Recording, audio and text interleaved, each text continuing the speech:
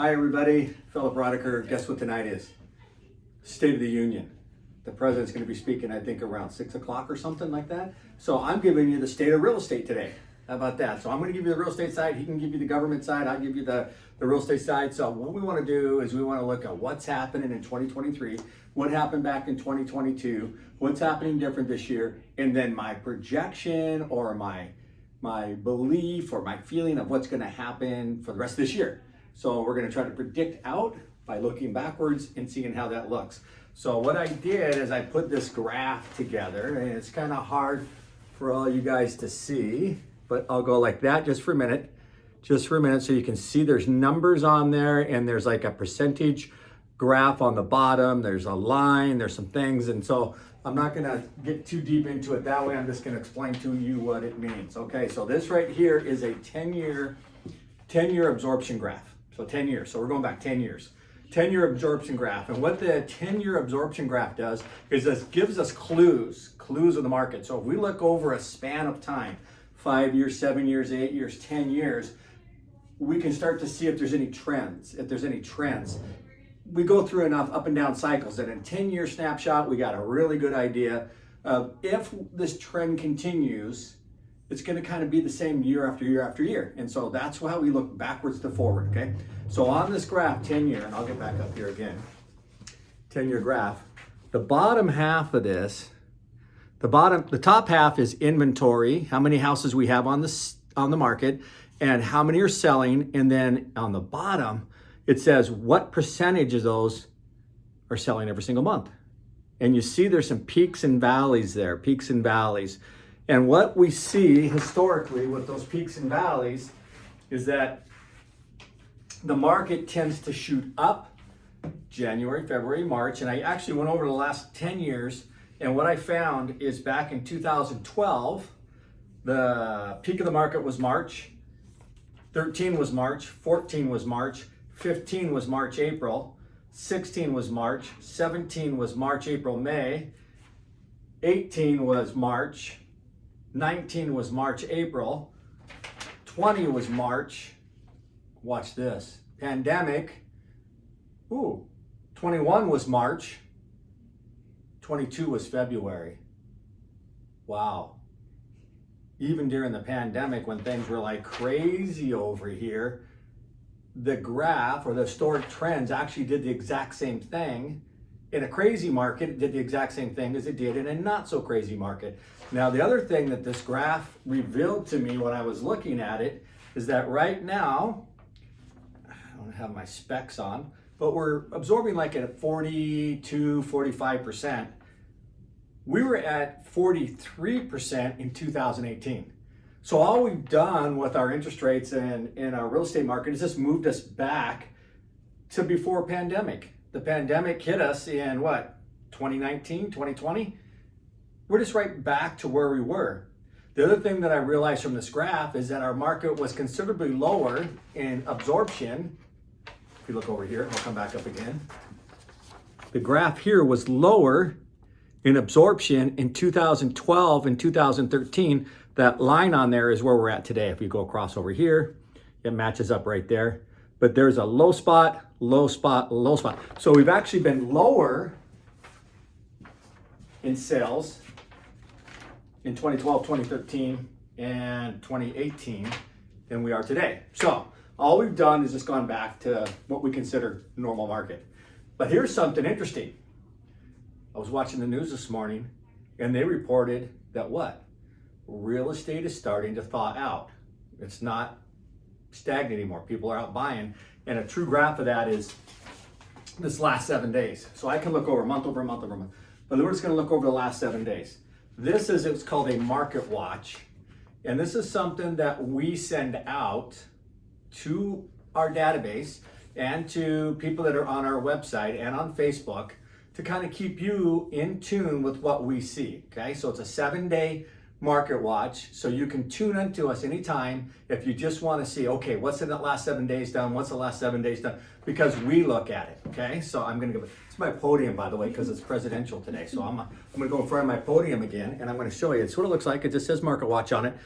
And what this graph tells us is it tells us how many new listings, how many come back on the market, right? How many price reductions we had. That just tells us where the strength of the market is. If people are reducing their price. Okay, price reductions, it says list price increase. That means that it's a different kind of market. We're in an inflating or appreciating market. People are having increases on the price versus reductions.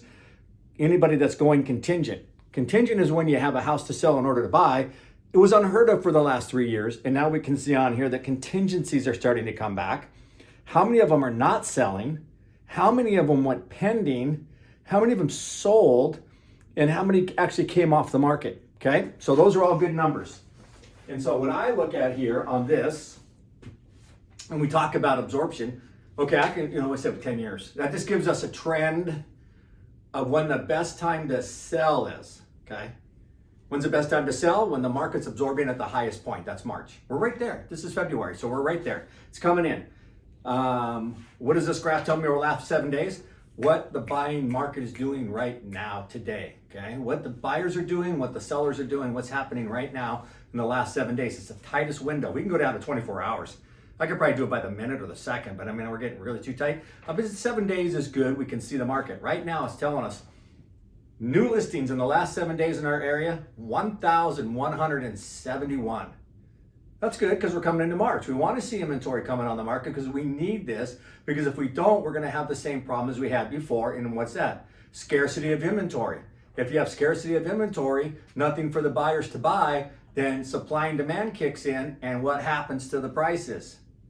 They get out of reach again. That's good for sellers, terrible for buyers, okay? So if you're a buyer, really pay attention to this because it's happening right now, okay? New listings, 1,171. So there's listings coming on the market. Congratulations. What's the other thing I see on here? Pending. Okay, what is pending? Pending are houses that have gone under contract that have not closed escrow yet. They're in the process of the cycle. These will be our solds next month. Then we look at the current solds that we have here. We have 1,171 new listings coming on the market. We have sold 1,010. So that's only 160 off. So it's even, it's neck and neck. It's neck and neck on those two. But and those are the solds for history. So that it's replenishing, but it's only feeling what's leaving the market. We're not like going up by leaps and bounds. It's like even. Here's the one that is a little bit good for the sellers, a little bit scary for the buyers. Pending. Those are the last 30-day transactions. They're at 2,286. So they're outpacing the inventory by 2x. So that's telling me right now the market is absorbing in our area, and we put these out for you to look at. These come from the NWMLS. I don't manufacture this. This comes from the NWMLS. All we're doing is regurgitating their information. It's outpacing it by 2x, which means that the market right now is absorbing at 200%. So if we're absorbing at 200%, 200% more coming off the market than we do have coming on the market, what's going to happen? There's nobody else in the room but me, so I guess I got to answer the question. We're going to have scarcity again, and then demand's going to kick in, and then what's going to happen? The prices are going to go back up again, and we're going to be back in the same cycle, but the spring market's going to be even worse because we're not filling it with houses, inventory, because what happened the last 2 years? What happened the last 2 years? People got awesome rates. They got 2%, they got 1.9% 15 years, they got 2.5%, they got 3%, they got 2.99. Where's the incentive for them to sell? So the people that are in their houses now, refinance, did this, do all that, all these things happen back here that's making it hard for them to say, well, it's time to move. Do I want to move into a 5% rate, 6% rate? I mean, so that's the thing. So we're not seeing the inventory come on because the buyers, did I say buyers? I meant sellers aren't incentivized to do it. Okay, so that's just a little bit of the market. So if you're asking me, what's the synopsis here is, if you're thinking about selling, this is the time to do it. Or if you know anybody that's looking to buy or sell, this is a good time to do it. And here's the cool thing too, that if you do know somebody thinking about buying or selling and you refer them to us, we put them in our raffle. We do a raffle. We had like 22 people in it this last year, which was great. And we want to congratulate Jason and Rebecca Brewer. They actually won it this year. If you go back to my last video, you see me, body slam a champagne bottle because they won it and we actually delivered it to them. And if you want to see them as people, they're on our website. You can see them.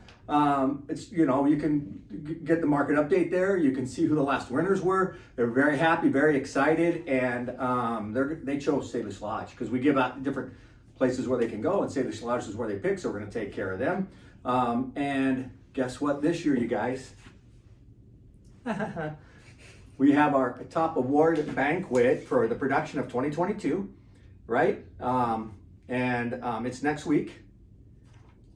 And we made it again, top 1% for John L. Scott. Congratulations.